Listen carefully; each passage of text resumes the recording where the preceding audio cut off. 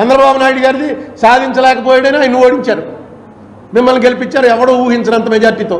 మీరేం చేశారు? ఎక్కడ దీన్ని రిప్రజెంట్ చేశారు? దీని మీద ఎవరితో మాట్లాడారు? ఇప్పుడు క్లియర్గా నిన్న మొన్న ఫస్ట్ ఫేజ్ ఆఫ్ పోలవరం 2026 దాకా అవ్వదు అని డిక్లేర్ చేసింది. ఫస్ట్ ఫేజ్ అంటే అది ఎప్పుడో అయిపోవాలి, దానికోసం అసలు ఇది నేషనల్ ప్రాజెక్ట్ అవ్వక్కర్లే. ఫస్ట్ ఫేజ్ ఏంటి? ఒక ఆనకట్ట. మరి ఎప్పుడైతే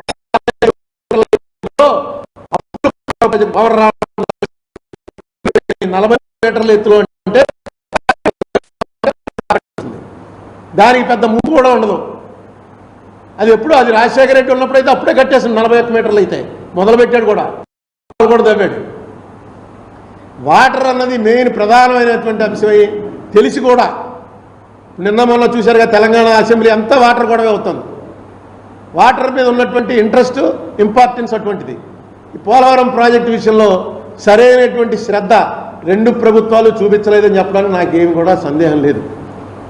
రేపు కొత్తగా మళ్ళీ ఎలక్షన్ వస్తుంది, ఈయనంత ఇస్తాడు ఆయనంత ఇస్తాడు అన్న దాని మీద రన్ అవుతుంది తప్ప, నెగ్గితే నేను మీకు 3000 5000 చేస్తాను ఒక ఆయన, ఇంకో ఆయన 5000 7000 చేస్తాను, ఇదే గొడవ చేస్తున్నారు తప్ప మనం విడిపోయిన ఇష్టం లేకుండా మన బయటికి గంటేసినప్పుడు ఏదైతే మనకు తుండుగొట్ట మీద వేసి భుజం మీద వేసి ఇది కొట్టారా నీకు పో అవతలకని తోస్తే బయటికి రాగానే తుండుగొట్ట కూడా లాగేశారు.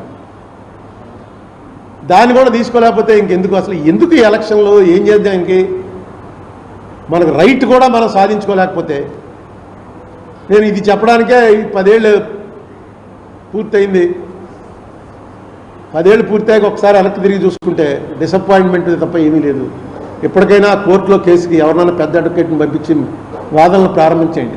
నేను సరిపోను, నేను దాన్ని బతికించి ఉంచడానికే సరిపోతున్నాను. అది కూడా అక్కడికి వెళ్ళి ఏమో ఏ రోజు నేను ఒక్కనే అయితే వీడు ఇంతేనండి, వీడు ఇలా వచ్చి ఇదే గొడవ, వీడు తప్ప ఎప్పటికీ పట్టలేదు స్టేట్లో, ఎందుకు వీడికి ఏం పని లేదా టైం లేదు ఖాళీగా ఉండేలా వచ్చి ఇక్కడ గొడవ చేస్తున్నాడు అని చెప్పి కొట్టేస్తారు. ఎప్పుడో కేసు డిస్మిస్ అంటారు, లేదా ఆ పక్కన పెట్టేయండి దీన్ని ఇప్పుడేం చేయక్కర్లేదు అంటారు.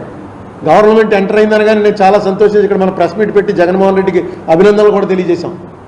గవర్నమెంట్ ఎంటర్ అయిందని కానీ ఎందుకు ఈ ఎంటర్ ఏంటి ఇది ఏమి దానివల్ల ప్రయోజనం లేకపోతే వెంటనే అడ్వాన్స్ డేట్ తీసుకోండి. మీరు ఎలక్షన్కి వెళ్ళే లోపులోనే అడ్వాన్స్ డేట్ ఒక సీనియర్ వచ్చి అడిగితే వెంటనే ఇస్తారు. అడ్వాన్స్ తీసుకోండి. తప్పు ఏపీ రీఆర్గనైజేషన్ ఇంప్లిమెంట్ చేయాలి, 100% ఇంప్లిమెంట్ చేయాలి అని కోర్టు చేత చెప్పించండి. ఎఫిడేవిట్ బాగా వేశారు, ఎఫిడేవిట్లో అన్ని డివిజనే కూడా అడిగారు. ఆంధ్రప్రదేశ్ గవర్నమెంట్ అడిగింది. మనకు అక్కడి నుంచి రావాల్సినవి సుమారు 1,40,000 కోట్ల రూపాయలు మనకి తెలంగాణకి మనకి డిస్ప్యూటెడ్ మనీ ఈ షెడ్యూల్ 10, 11, 9, 10 దాని మీద అసలు ఏమీ ఉండదు. వాళ్ళు ఏం అడగరు.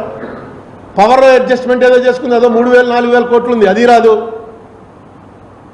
ఏంటి మనకి ఎక్కడ ఇటు తెలంగాణ గవర్నమెంట్ తోటి బలహీనతే, కేంద్ర ప్రభుత్వంతో బలహీనతే, అందరితోటి మనకి ఎందుకు? మీరు అడుగుతున్నది మీకోసమా? స్టేట్ కోసం కదా.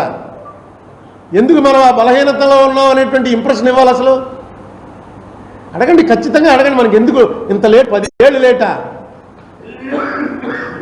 చాలా దురదృష్టకరమైన